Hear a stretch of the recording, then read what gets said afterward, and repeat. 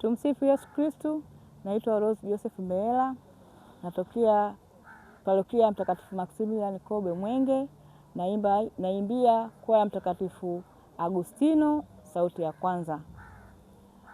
Jumapili ya leo ni Jumapili ya ubatizo wa Bwana. Tumefurahi sana kwa mahubiri wa baba alipotuhubiria pale kanisani kwamba leo ndo siku ambayo Bwana Yesu alibatizwa, na ndo siku ambayo katika mwaka wa kanisa sherehe za Christmas ni kama ndo tunaanua sasa sherehe zetu na kutoa maua yetu ya Christmas. Tunaanza kipindi kingine cha kanisa.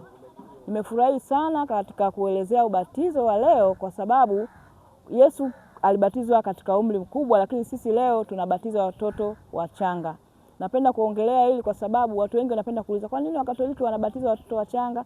Kwanza, ubatizo ni sakramenti moja hapo kati ya sakramenti ambazo tunazo za kanisa, sakramenti 7, na ubatizo ni kitu muhimu sana kwa sababu tunaondolewa dhambi ya asili.